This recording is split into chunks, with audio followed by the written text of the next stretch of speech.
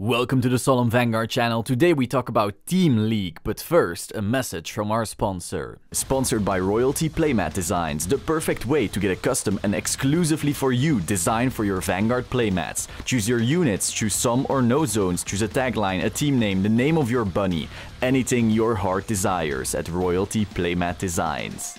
So as you read in the title, Team League is back, and I'm excited. For those of you that didn't play in the earlier Vanguard G era, 2 years ago we actually had Springfest, a tournament series in spring, where teams of 3 could enter official Bushiroad regionals in order to qualify for continentals. Every player of the team would play 1 round, and then the team with 2 victorious players won the match. For some reason, Bushi then cancelled Team League for a while, and now they are bringing it back. Now, I'm not sure why they cancelled it. I can imagine because it's not the most competitive format. You do rely on your teammates winning their games, and thus some arguably bad players or bad decks are able to place higher than they normally should because of strong team members. In the game world, we would call this being carried. Even though it's not the most competitive format imaginable, it is a very fun format. Being able to have teams of 3 where you practice together, get stronger, learn about the meta and the game, and then go up against other teams who did the same thing brings a really cool social dynamic to the game that other TCGs don't really have. It actually stimulates long-term strong bonds and learning from each other, and I love it. It's also more rewarding to travel to events together. In single-player tournaments, you could travel for 8 hours with some friends to the location, and then one of you gets knocked out and just has to hang around and find other players who were also knocked out whilst their friends are still in the tourney. Team tournaments make all of this a way more fun experience. You're either all knocked out at the same time or you keep on persevering to the top. Of course, it could also bring some saltiness. It may very well be that you're an amazing player and you won your game. Your other teammate is an amazing player but got trigger sacked, and then the third player made a really dumb mistake and that just cost you the tournament. This is a real thing that actually happens, and you gotta make sure you set realistic goals and expectations in order to not be let down by others.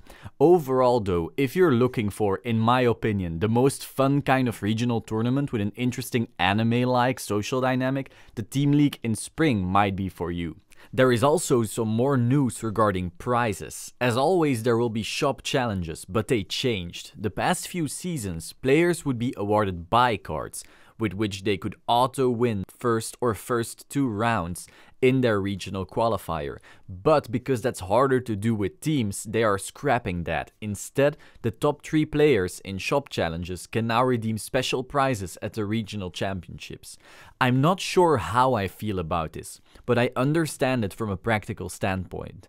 Most local shops simply can't get enough teams together in order to make meaningful shop challenges where winning would be special enough to deserve a buy card.